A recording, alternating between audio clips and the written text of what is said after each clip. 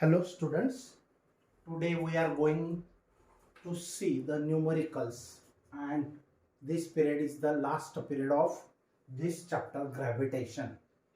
तर ग्रॅव्हिटेशन वर आधारित आपलं जे टॉपिक अगोदर झाले त्यांच्यावर आधारित हे 4 न्यूमरिकल्स आहेत.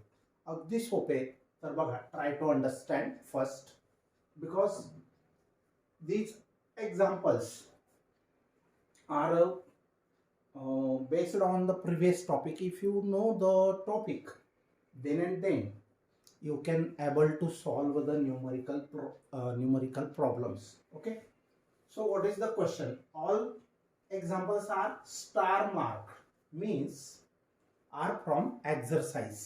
Okay, calculate the speed of a satellite in an orbit. सॅटेलाइटच्या ऑर्बिट मध्ये फिरण्याचा स्पीड किंवा व्हेलॉसिटी म्हणजेच critical velocity, VC, C for critical velocity.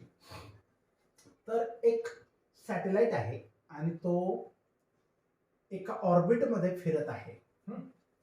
तर calculate the speed of a satellite in an orbit.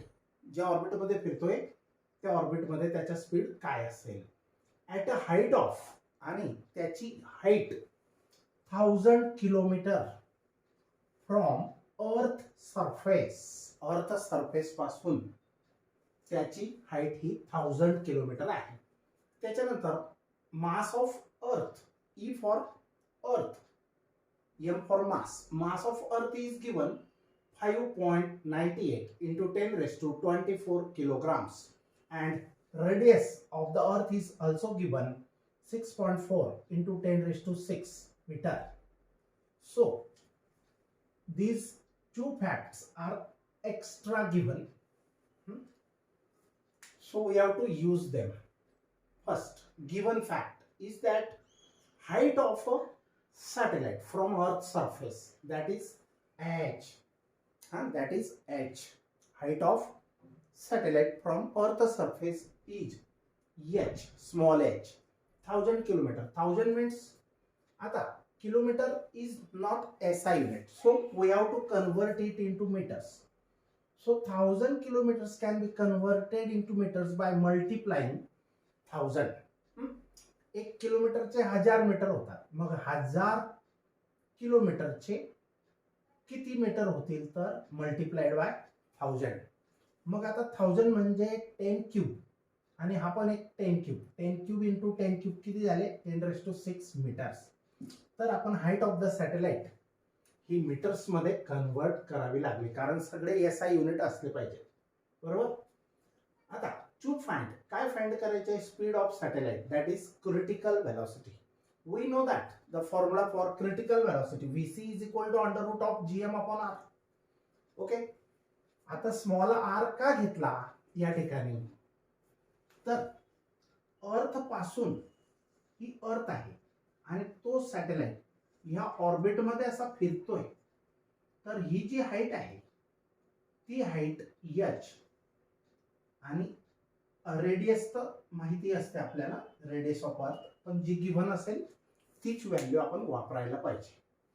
मग capital R plus h is the small r. Small r ची value इथून इथपर्यंत डिस्टन्सला आपण स्मॉल r म्हणतो, आणि g ची व्हॅल्यू माहिती आहे, universal gravitational constant, mass of अर्थ पण माहिती आहे. बरोबर. मग या ठिकाणी हा जनरल फॉर्म्युला आहे, याला आपण आपल्या यूज साठी कसं कन्वर्ट केलं बघा. VC is equal to under root of GM upon capital R plus h. आता हे याच्यावरून हे लिहिण्याचा काय पर्पज आहे? कारण आपल्याला कॅपिटल R ची व्हॅल्यू आणि H ची व्हॅल्यू ह्या वेगवेगळ्या दिलेल्या आहेत. कधी कधी ही डायरेक्ट पण असू शकते. डायरेक्ट असेल तर आपण डायरेक्ट व्हॅल्यू पुट करून आन्सर फाइंड आउट करू शकतो. मग आता बघा, याच फॉर्म्युलाला कन्वर्ट केलं. स्मॉल r म्हणजे R प्लस h. हा इथून तर इथपर्यंत हे डिस्टन्स जे असतं that is small r, means small r is equal to capital R plus H. तर आता बघा हा फॉर्म्युला यूज करणार आहेत आपण. मग जी ची व्हॅल्यू आपल्याला जरी दिलेली नसेल तरी 6.67 इंटू 10⁻11 ही माहिती आहे. त्याच्यानंतर मास ऑफ अर्थ दिलेलं असेल बघा 5.98. काही ठिकाणी 5.98 ला ते 6 पण घेतात किंवा 6 जे सांगितलं असेल ती व्हॅल्यू घ्यायची, म्हणजे थोडाफार मायनर डिफरन्स आन्सर मध्ये येतो. पण जी व्हॅल्यू त्यांनी गिव्हन आहे तीच वापरायची. ही गिव्हन आहे, हा ब्रॅकेटेड जे आहे ते गिव्हन आहे. मग आता जी ची व्हॅल्यू 6.67 10⁻11 मास ऑफ अर्थ. आता इथं मास कोणाचं घ्यायचं, मास ऑफ अर्थ, तर ते आहे 5.98 इंटू 10⁻24. त्याच्यानंतर capital R plus H. Capital R ची व्हॅल्यू 6.4 इंटू 10⁻6 मीटर आहे, म्हणजे 6400 किलोमीटर. तर ते मीटर मध्ये ऑलरेडीच गिव्हन आहे म्हणून डायरेक्ट आपण पुट करू शकतो. आता 6.4 इंटू 10⁻6 कॅपिटल आर ची व्हॅल्यू. नंतर एच ची व्हॅल्यू काय आहे, एच ची व्हॅल्यू आहे 10⁻6. आता हा एकटा असा न लिहिता याला 1 इंटू 10⁻6 असं लिहावे. 1 इंटू 10⁻6 असं लिहिण्याची पद्धत असते. हा 1 मुद्दाम घ्यावा लागतो का, तर ते तुम्हाला नंतर कळणार आहे. हा 1 का घ्यायचा, फक्त 10⁻6 जरी घेतलं तरी चालेल, पण हा 1 का घ्यायचा, तर ऍडिशन करताना आता इथं गरज येणार आहे बघा. व्हॅल्यू आपण पुट करतोय, जी ची व्हॅल्यू पुटअप केली, मास ऑफ अर्थ पुटअप केलं, रेडियस ऑफ अर्थ पुटअप केलं, नंतर H height of the satellite above the surface of the अर्थ 1 इंटू 10⁻6 मीटर्स मध्ये. हे सर्व व्हॅल्यूज एसआय युनिट्स मध्ये आहेत. ओके. आता बघा या ठिकाणी आपण खालच्या डिनोमिनेटरच्या 10⁻6 दोघं ब्रॅकेट मधला कॉमन घेतला. मग राहिलं काय, या ब्रॅकेट मध्ये 6.4 आणि इथं काहीच नाही म्हणजे 1. आता बघा हा 1 जो घेतलेला होता तो या ठिकाणी आपल्याला कामास आला, बरोबर. हा 1 या ठिकाणी ऍड करावा लागेल. 6.4 प्लस 1 आणि हा 10⁻6 कॉमन घेतलेला आहे. ओके, हे वरचं सेम आहे. आता या ठिकाणी 6.4 प्लस 1 किती होतात, 7.4 होणार. 6.4 प्लस 1 किती होतील, 7.4 आणि अपॉन 10⁻6 आहे. आता अगोदर आपण हे जे नंबर्स असतात 6.67 5.98 नंतर हा 7.4 लिहून घेतले आणि आता सगळे पॉवर्स 10 चे जे पॉवर्स आहेत त्यांचा हिशेब करूया. आता बघा हा 10⁻24 प्लस आहे आणि इथं 10⁻11 मायनस आहे, म्हणजे काय होईल, तर 24 मधून 11 कट होतील. 24 मधून 11 कट केले. आता 4 - 1 3 2 - 1 1 हे जे आले 13 हे प्लस आहे कारण हा 24 मोठा आहे, बरोबर. मग यांचा हिशोब झाला किती आला, 10⁻13. 10⁻13. त्याच्यानंतर खालचा जो 10⁻6 आहे तो वरती गेल्यावर काय होईल, ह्या 10⁻13 मधून मायनस होईल, म्हणजे 10⁻13 मधून -6 करायचे, तर 13 - 6 किती राहतील मग 7. तर 10⁻7 हे पॉवर्स 10च्या पॉवर्सचा सर्व हिशेब आपण या ठिकाणी केला आणि हे नंबर्स वेगळे लिहिले फक्त. आता यांच्या प्रॉडक्टला ह्या नंबरने डिवाइड केलं आणि त्याच्यात पॉइंट ऍडजस्ट करून घेतला. याच्यातला एक 10⁻1 या ठिकाणी पॉइंट ऍडजस्ट केला आणि याचं अंडर रूट हा इव्हन असला पाहिजे.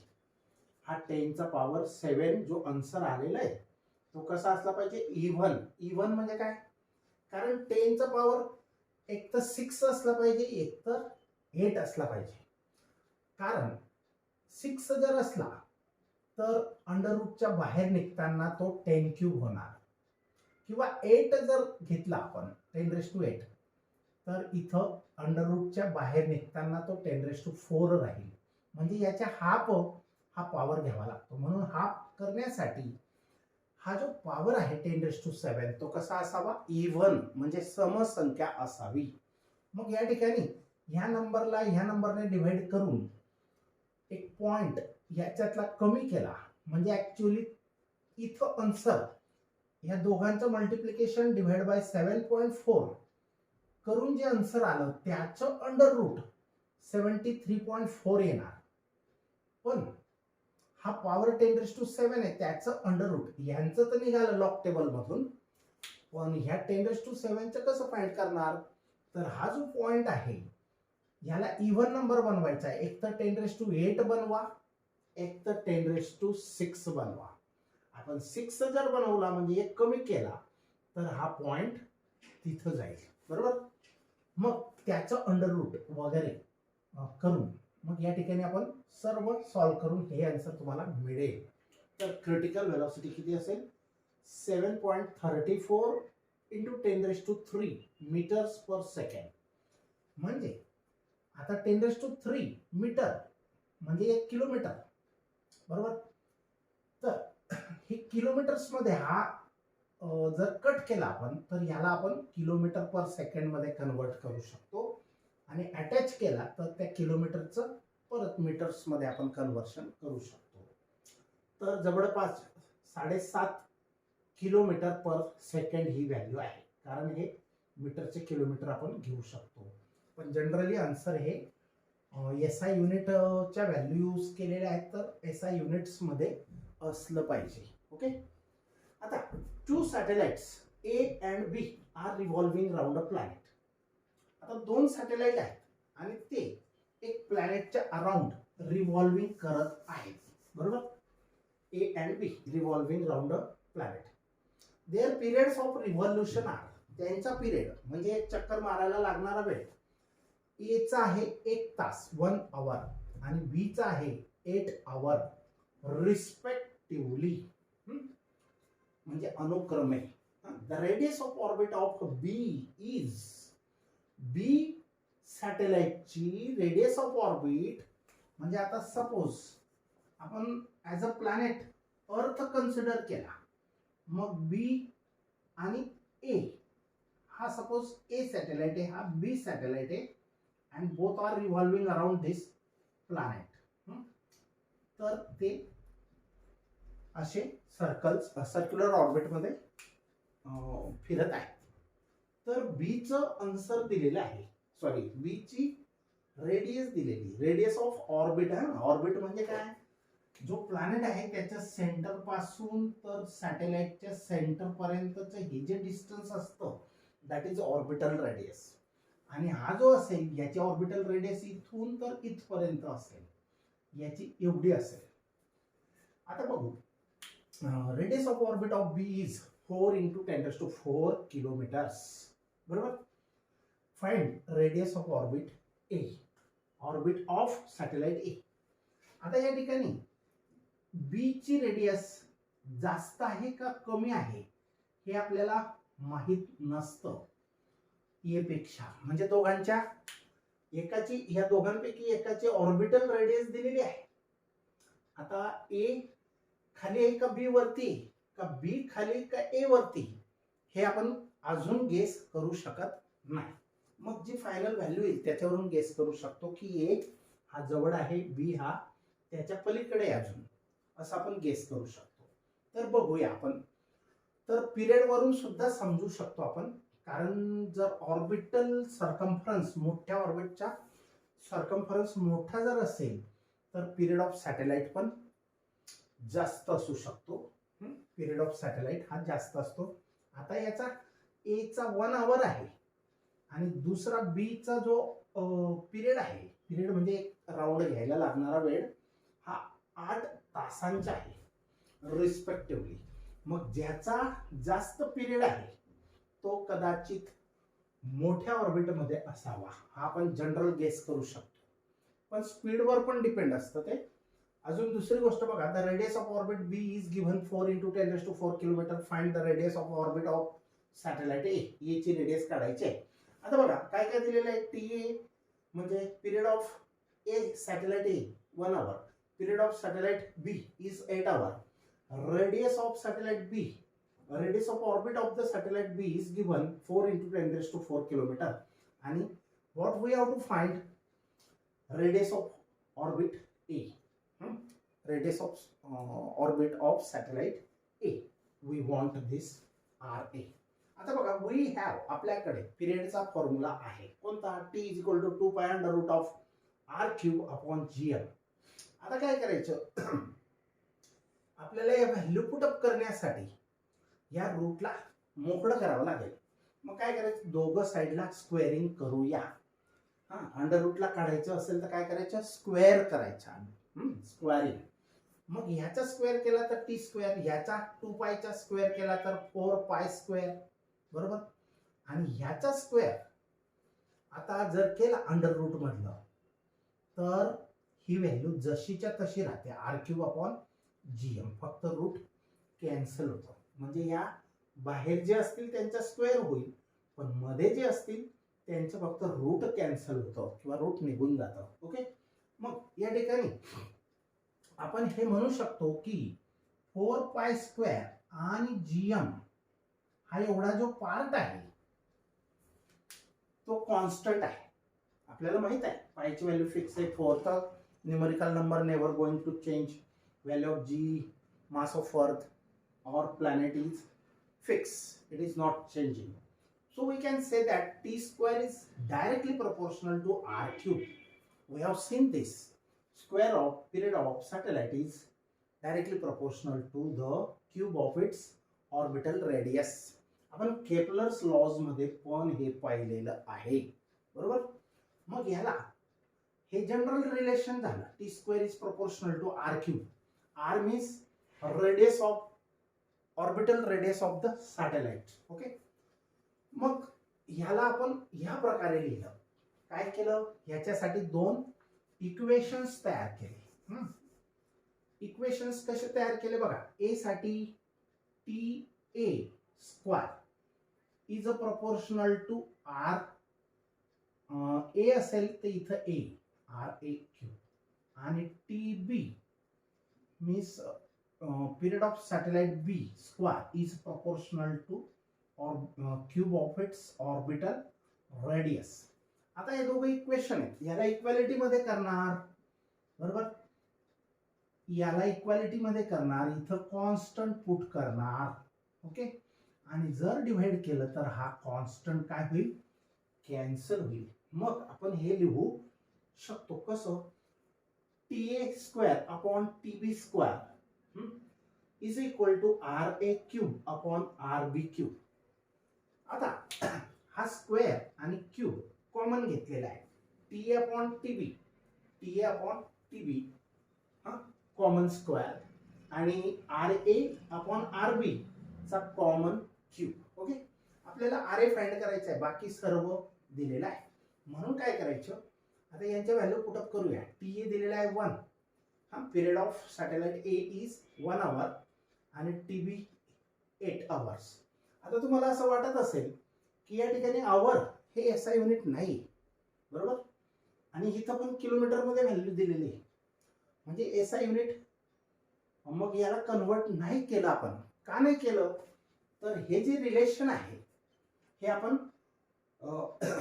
डायरेक्ट जरी यूज केलं म्हणजे कॅन्सल होण्यासारखे जास्त असतात. मग ते कॅन्सल करून फायनली आपल्याला जर गरज वाटली एसआय युनिट्स मध्ये तर करायची, नाही तर काही गरज नाही.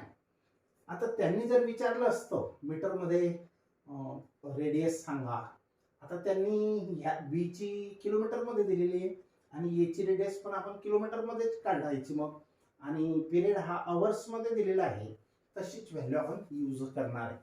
म्हणजे डायरेक्ट ह्याचा किलोमीटर्स मध्ये आन्सर निघेल. आणि फायनली 10⁴ किलोमीटर्स म्हणजे किती?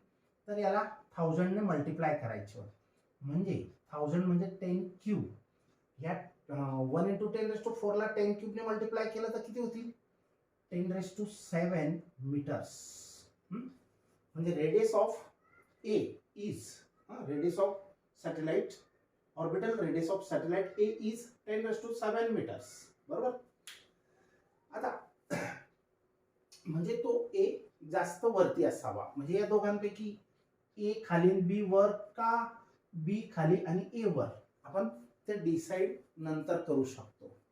तर ह्याला मीटर्स मध्ये करायचंय तर मीटर्स मध्ये पाहिजे तेव्हा आपण करू शकतो, पण up to this it is sufficient. Answer is sufficient. बरं. T A period of A 1, T B period of B satellite is 8, 1/8 square. त्याच्यानंतर आर ए फाइंड आउट करायचं आहे म्हणून जसाच्या तसा, आणि आर बी ची व्हॅल्यू दिलेली आहे 4 × 10⁴. हा त्याचा क्यूब. आता काय करायचं, आर ए क्यूबला वेगळं काढायचं आणि हा 4 × 10⁴ जो आहे तो तिकडे पाठवायचा, पण त्याचा क्यूब पण असेल. हा तर बघा 1/8 स्क्वेअर. आता 1 चा स्क्वेअर 1, पण 8 चा स्क्वेअर जो असेल तो पुढे फाइंड करणार. आर ए इकडे शिफ्ट केला किंवा एक साइडला घेतला आर ए क्यूब, आणि हा 4 × 10⁴ चा क्यूब, याला काय होईल, तो मल्टिप्लाय होईल, म्हणजे असा 4 × 10⁴ whole's cube, whole bracket cube. आता 1/8 स्क्वेअर किती असतो, 64, 64. बरोबर. 4 चा क्यूब किती असतो, 64. 4 चा क्यूब किती आहे, 64. आणि 10⁴ चा पण क्यूब किती असेल, 4 3 जा 12. पॉवरचा पॉवर काय होतो, मल्टिप्लाय होतो, म्हणून 4 3 जा 12. तर ह्या ठिकाणी याचा क्यूब हा आला आणि याचा स्क्वेअर 1/64 आला. आता काय होईल बघा, 64 कॅन्सल. बरोबर. राहिलं मग 1 × 10⁴. आता इकडे क्यूब आहे लेफ्ट साइड, मग आपल्याला फक्त आर ए पाहिजे. काय करावं लागेल, taking cube root on both sides. Cube root काढावं लागेल. ओके. मग या आर ए क्यूबचं क्यूब रूट काय असेल, आर ए. आणि ह्याचं क्यूब रूट कसं करणार, तर याला सिम्प्लिफाय केलंय बघा. 10⁻² म्हणजे किती, 10⁻⁴ चा क्यूब आहे. हा क्यूब कॅन्सल केला तर जे शिल्लक राहील ते answer 1 × 10⁴. Cube taking cube root on both sides. आता हा क्यूब होता म्हणून याला आपण क्यूब मध्ये थोडंसं चेंज करून घेतलं, म्हणजे easy to find the answer. Okay. आता या ठिकाणी आपण 10⁴, 1 × 10⁴ आणि किलोमीटर्स मध्येच आन्सर असेल, कारण किलोमीटर मध्ये त्यांनी जे दिलेले तेच आपण जसंच्या तसं वापरलं तर आन्सर पण किलोमीटर मध्ये निघेल. ओके. आता पुढचा क्वेश्चन काय बघा, calculate the kinetic energy, potential energy, total energy, binding energy, 4 प्रकारच्या energies of an artificial satellite. Artificial satellite आहे of a mass 2000 kg, 2000 kg, orbiting at a height of 3600 kilometre above the surface of the earth. तर तो surface of the अर्थ पासून किती अंतरावर आहे, 3600 kilometre. Above the म्हणजे ही एच ची व्हॅल्यू आहे, 3600 किलोमीटर. किलोमीटरचं मीटर कसं करायचं समजलं. मग हे 3 डिजिट लहान केले, हे झिरोला काही व्हॅल्यू नाही, पॉईंट इथं ठेवला, तर हे 10⁻³ आणि किलोमीटरचं मीटर करण्यासाठी 1000 ने मल्टिप्लाय करतात, तो 10³ पॉईंट सरकवला त्याचे 10⁻³ आणि किलोमीटरचं मीटर करतात तो 10⁻³ किती झाले, 10⁻6. आणि हा नंबर आपण असा चेंज करून घेतला. बरोबर.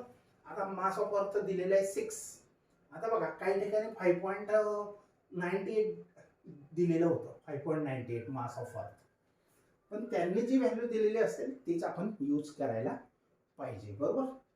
आता मास ऑफ अर्थ आहे 6 × 10⁻24 किलोग्राम्स. रेडियस ऑफ अर्थ किलोमीटरचं मीटर मध्ये करून घेतलं, 6.4 × 10⁻6. Height of the satellite above the earth surface हे मीटर मध्ये, किलोमीटरचं मीटर मध्ये कन्व्हर्शन केलं. कॅपिटल जी ची व्हॅल्यू SI युनिट्स मध्येच दिलेली आहे. आणि मास ऑफ सॅटेलाइट 2000 किलोग्राम्स आहे. आता 1000 म्हणजे 10³ मग 2 × 10³ याला शॉर्ट करून घेतलं, एवढं 2 × 10⁻³ kg. बरोबर. आता आपल्याला कायनेटिक एनर्जीचा फॉर्म्युला माहित आहे, half of GMM upon R + H. हा एम छोटा आहे, हा एम कॅपिटल आहे. तर बघा हाफ, हा हाफचा 2 बरोबर. जी ची व्हॅल्यू, कॅपिटल एम ची व्हॅल्यू, स्मॉल एम ची व्हॅल्यू आणि आर प्लस एच हा आर ची व्हॅल्यू कन्व्हर्टेड मीटर्समध्ये आणि एच पण कन्व्हर्टेड मीटर्समध्ये प्लस. आता काय करायचं पुढच्या स्टेपला, हा 2 2 कॅन्सल झाला. 6.67 इंटू 6 हे नंबर वेगळे आणि पॉवर्सचा हिशेब करूया.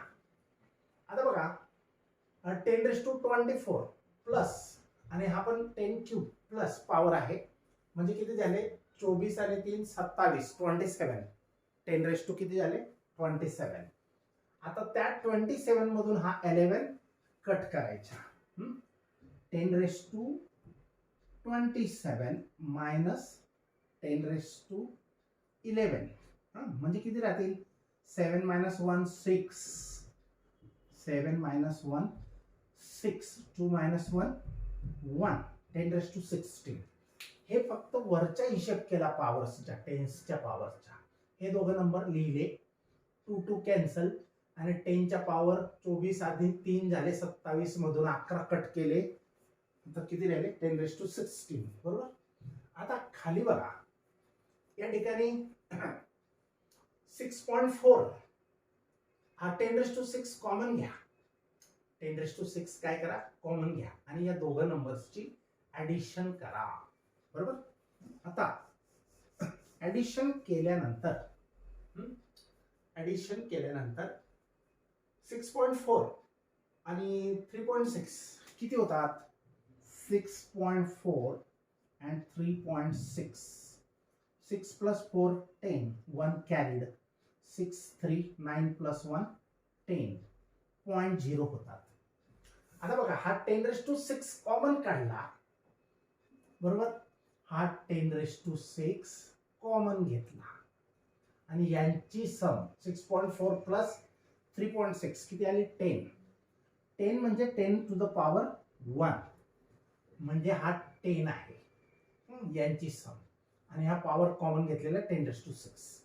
आता हा जो 1 आहे 6 आणि 1 किती होतील मग 7, म्हणून इथं directly I have written 10⁻7. Okay. आता 6.67 गुणिले 6 यांचा गुणाकार हा तोंडीपाठ होऊन जातो, कारण परत परत त्याच व्हॅल्यूच्या आपल्याला मल्टिप्लिकेशन करावं लागतं. मग यांचा प्रोडक्ट किती येतो 40.02. हा लक्षात ठेवा 6.67 मल्टिप्लाइड बाय 6 किती येणार 40.02. करून पहा तुम्ही.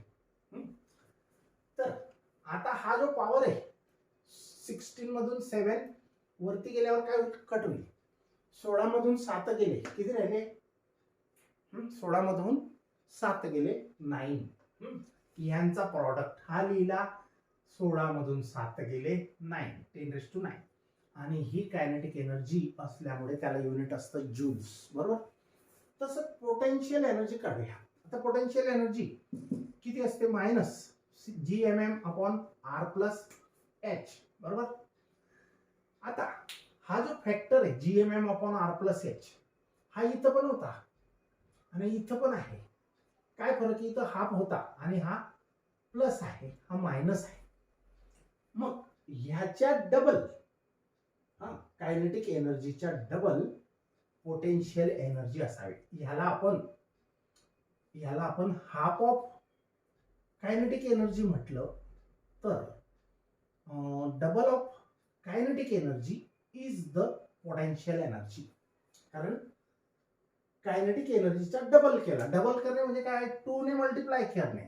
हा 2 मग 2 2 काय होईल कॅन्सल बरोबर. म्हणजे हे कायनेटिक एनर्जी आणि 2 ने मल्टिप्लाय केल्यावर काय होईल 2 times the kinetic energy. 2 times the kinetic energy minus sign जसंच्या तसं. समजलं. हे काय केलं मग 2 2 कॅन्सल होतो आणि एवढाच फॅक्टर शिल्लक राहणार. मग पोटेन्शियल एनर्जी चा आपण हाचा फॉर्म्युला बनवून घेतला. तुम्ही व्हॅल्यू पण टाकल्या असत्या पण परत डबल हामाली करण्यापेक्षा हे फार सोयीचं असते बरोबर.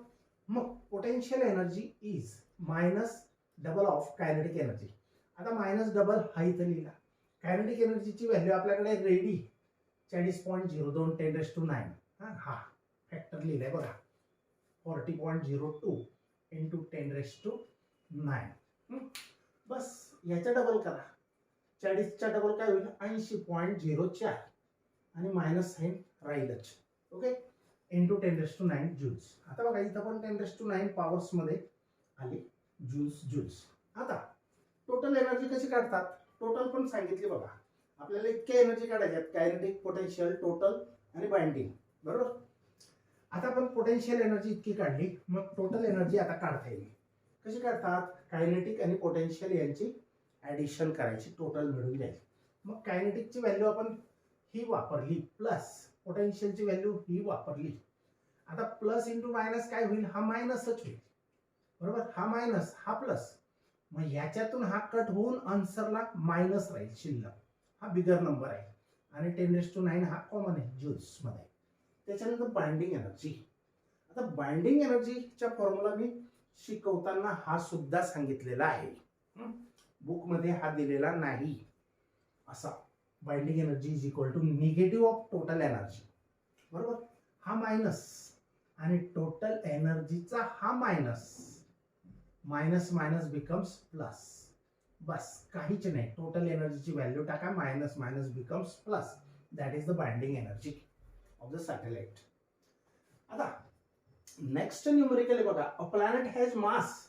एक प्लॅनेट आहे, त्याचा मास आहे 6.4 इंटू 10⁻24 kg. आता अर्थच प्लॅनेट असेल असं नाही, अर्थ व्यतिरिक्त दुसरा पण असू शकतो. कोणता तरी एक प्लॅनेट आहे अर्थ सारखा आणि त्याची रेडियस 3.4 इंटू 10⁻6 मीटर्स आहे. Calculate energy required to remove an object of mass 800 kilogram. आता बघा तो प्लॅनेटचं मास इतकं आहे, त्याची रेडियस इतकी आहे आणि त्या प्लॅनेटवरून 800 किलोग्राम्स 800 किलोग्राम 800 म्हणजे 8 क्विंटल. 100 किलोचा 1 क्विंटल असतो आणि 1000 किलोग्रामचा 1 टन बनतो. बरोबर. आपल्याला टन्स वगैरे नाही, केजी चं कन्वर्शन करावं लागेल. तर एक ऑब्जेक्ट आहे त्या प्लॅनेटवर पडलेला आहे 800 किलोचा आणि त्याला रिमूव्ह करायचं आहे, म्हणजे काय उचलून आणायचं आहे, प्लॅनेट पासून हिसकावून घेऊन आणायचं आहे. कुठं, इन्फिनिटी, की जिथं प्लॅनेटची ग्रॅव्हिटी खेचण्याची शून्य असेल. तर calculate energy required to remove an object of mass 800 kg. आता ही जी एनर्जी आहे प्लॅनेट वरून, त्याच्या प्लॅनेटच्या सरफेसवरून एखादी वस्तू आपल्याला जबरदस्ती काढून आणायची, तर आपण त्याला बाइंडिंग एनर्जी म्हणतो. काय म्हणतो आपण, binding energy of the object. आता from the surface of the planet to infinity, म्हणजे त्या सरफेस ऑफ प्लॅनेट वरून एवढा मास असणारा पदार्थ आपल्याला उचलून आणायचा आहे. आणि कुठं, टू इन्फिनिटी, म्हणजे जिथं त्या प्लॅनेटचं अजिबात ग्रॅव्हिटेशन राहणार नाही तिथं आणायचं आहे. आता बघा मास ऑफ द प्लॅनेट दिलेलं आहे, लिहिलं kilograms. Radius of planet capital R ही दिलेलं आहे मीटर्स मध्ये. एसआय युनिट्स मध्येच डायरेक्ट दिलेले आहेत, नो टेन्शन. आणि हे 800 kg स्मॉल एम आहे. म्हणजे आपण हे सॅटेलाइट साठीचं मास सुद्धा आपण यूज केलेलं आहे. हे मास ऑफ द प्लॅनेट यूज करतो आपण अर्थसाठी, पण हा प्लॅनेट थोडा वेगळा आहे, डिफरंट आहे. ही व्हॅल्यू फरक आहे बघा. तर 800 किलो म्हणजे काय, 8 गुणिले 100, 100 म्हणजे 10च्या square, 10 square. Okay, 8 into 10 square kilograms. आता हे असं 10च्या पॉवर्स मध्ये कन्व्हर्शन केलेलं कधी पण इझी असतं आणि ते करता यायला पाहिजे एनी टाइम फटाफट. ओके. आता टू फाइंड, आपल्याला फाइंड काय करायचं आहे, energy required to remove the object from surface of planet to infinity. That is nothing but binding energy. म्हणजेच बाइंडिंग एनर्जी काढायची आपल्याला त्या प्लॅनेटची. म्हणजे तो पदार्थ जो 800 किलोचा आहे त्याला किती बाइंड करून ठेवलेलं आहे, बिगर दोरीचं बांधून ठेवलंय ग्रॅव्हिटीने, त्या प्लॅनेटच्या ग्रॅव्हिटीने. मग बाइंडिंग एनर्जीचा formula on the surface of the earth, हा आपल्याला माहिती GMM अपॉन आर. जी ची व्हॅल्यू पुट केली, एम कॅपिटलची व्हॅल्यू मास ऑफ द प्लॅनेटची, मास ऑफ द ऑब्जेक्ट, आपण जनरली सॅटेलाइट घेतो पण त्या ठिकाणी ऑब्जेक्ट म्हटलंय म्हणून आपण पण ऑब्जेक्ट म्हणूया, आणि रेडियस ऑफ द प्लॅनेट ही पण दिलेली आहे. ह्या सर्व व्हॅल्यू पुटअप केल्या. अगोदर काय केलं, 10च्या पॉवरचा हिशोब करून घ्यायचा. 24 ने 2 झाले 26, बरोबर. हे प्लस असतील तर त्यांची ऍडिशन, 24 अधिक 2 24 प्लस 2 झाले 26. 26 मधून 11 कट केले, बरोबर. 26 मधून 11 कट केले. 6 मायनस 1 5, 2 मायनस 1 1, 15 राहिले. आणि त्या 15 मधून हा 6 तिकडे वरती पाठवल्यावर काय होईल, अजून कट होईल. 15 मधून 6 कट केले, किती राहिले 9. मग 10⁻⁹. आता बघा 10चे सर्व पॉवर्सचा हिशेब एका ठिकाणी आला. मग राहिले नंबर्स. आता हे नंबर्स बघा, 6.67 इंटू 6.4 इंटू 8 हे लिहिले, आणि 10चा पॉवर 9, आणि अपॉन हा 10⁻⁶ पण आपण याच्यामध्ये मर्ज करून टाकलेला आहे 3.4. आता ह्यांचा प्रोडक्ट करायचा, त्याला ह्याने डिवाइड केलं तर तुम्हाला आन्सर मिळणार आहे 1.004 इंटू 10⁻11. आता इथं पॉईंटची ऍडजस्टमेंट केलेली असेल. हा 9चे 11 झाले कसे, तर तो पॉईंट इकडे तिकडे सरकवण्यासाठी तो ऍडजस्ट करू शकतो आपण. नंबर लहान केला तर पॉवर मध्ये वाढ करायची, आणि नंबर मोठा केला म्हणजे पॉईंट राईट साईडला घेतला तर पॉवर कमी करायची, बरोबर. लेफ्टला आले तर पॉवर वाढवायचे, राईटला गेले तर पॉवर कमी करायची. जितके डिजिट तुम्ही शिफ्टिंग होणार. ओके. आता या ठिकाणी ही बाइंडिंग एनर्जी आलेली आहे, आणि बाइंडिंग एनर्जी कोणती पण असो, कायनेटिक, पोटेन्शियल, टोटल, बाइंडिंग, त्यांना युनिट आहे joule. Okay. So here we are completing this chapter number 5.